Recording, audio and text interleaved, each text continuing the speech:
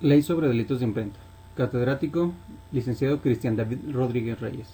Alumno, Omar Quesada Ángeles.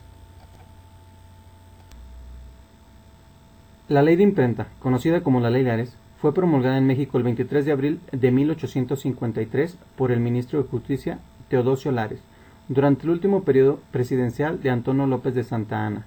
Mediante esta ley se registró la libertad de expresión.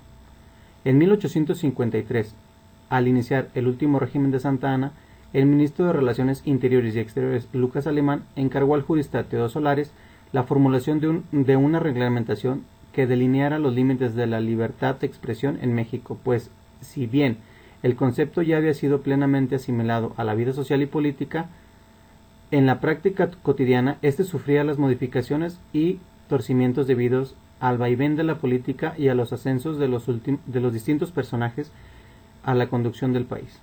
Su principal virtud fue ordenar de manera legal lo que había sido prácticas y costumbres, y por ello dejó plasmada la idea que los conservadores tenían como cómo podían y debían operar dicha libertad. El resultado fue una ley de imprenta conformada por 5 títulos y 50 artículos.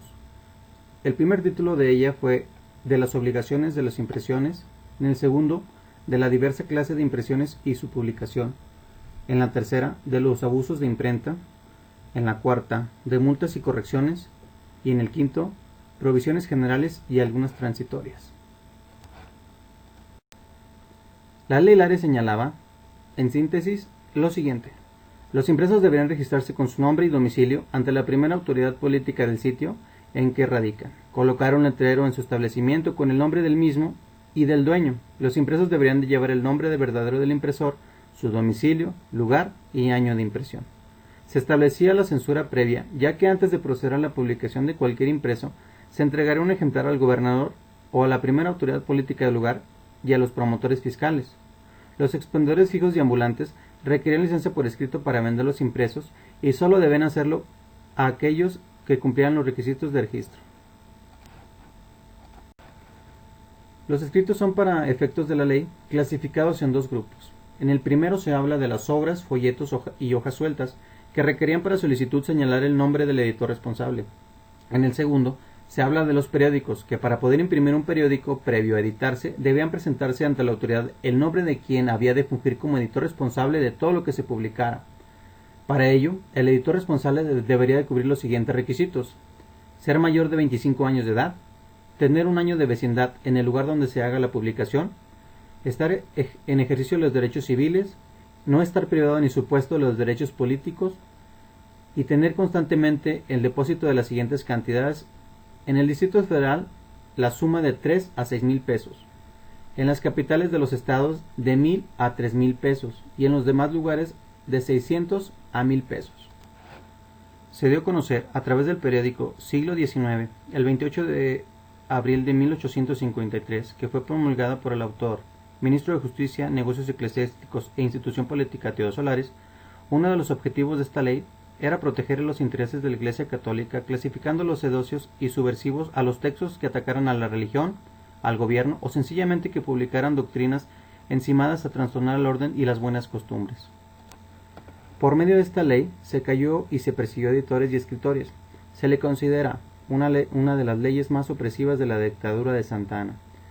En consecuencia, varios órganos liberales desaparecieron, pues se les obligaba a registrarse y a realizar un depósito de entre 3 y 6 mil pesos, para entonces una cantidad muy elevada, y obligó a varios periódicos a cerrar, y era un mecanismo para anticipar las multas en caso de violar la ley.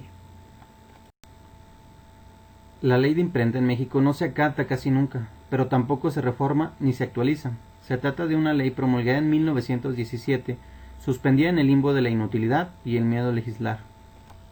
La ley de imprenta, vigente hasta el día de hoy, mediante los mismos resquemores que la definen desde que fue promulgada por Venustiano Carranza en abril de 1917 y abandonada en sitios por fortuna inaccesibles en los desvanes del sistema judicial, desconocida por los editores de diarios y revistas, desatendida por casi todos, la ley de imprenta obedece a las discordias políticas y a la debilidad de la sociedad cuando todavía no se cumplirían 2 décadas de este siglo, acabada de concluir la lucha armada, los países apenas edificaban sus primeras instituciones y los tribunales, partidos y prensa eran notablemente débiles cuando no inexistentes.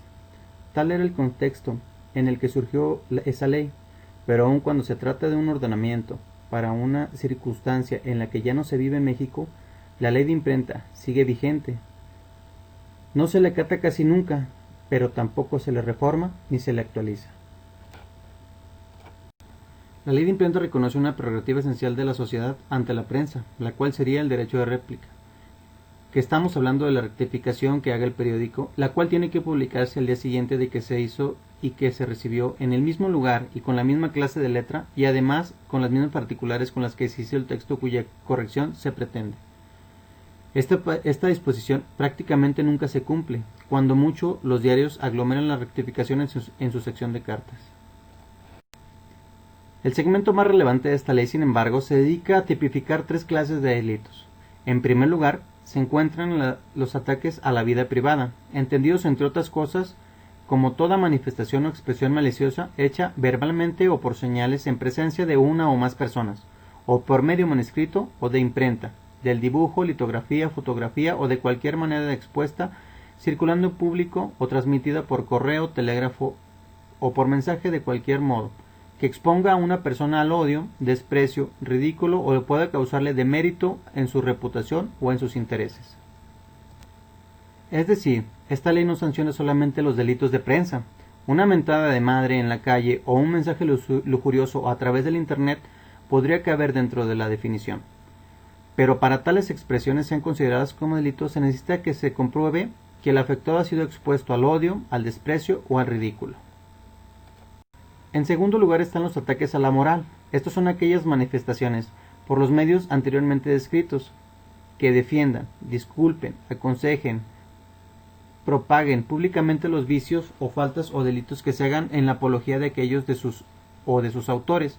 También son ataques a la moral las expresiones con las que se ultraje u ofenda públicamente al pudor, a la decencia o a las buenas costumbres, o se excita a la prostitución o a la práctica de actos ilícitos impúdicos.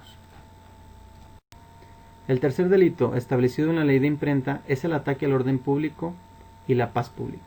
Por tal se entiende, entre otras expresiones, que toda manifestación o expresión maliciosa hecha públicamente por medio de discursos, gritos, cantos, amenazas, manuscritos o de la imprenta, el dibujo, litografía, fotografía y cinematografía, grabado de cualquier otra manera, que se tenga por objeto desprestigiar, ridiculizar o destruir las instituciones fundamentales del país o con lo que se injurie a la nación mexicana o a las entidades políticas que la conforman.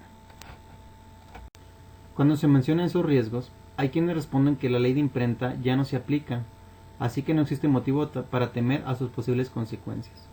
De ahí vienen 2 grandes preguntas. Porque si es así, entonces ¿por qué sigue estando vigente? ¿No sería mejor derogarla y tener una ley más actual, congruente con el ejercicio de las leyes y las necesidades de la sociedad de nuestros días?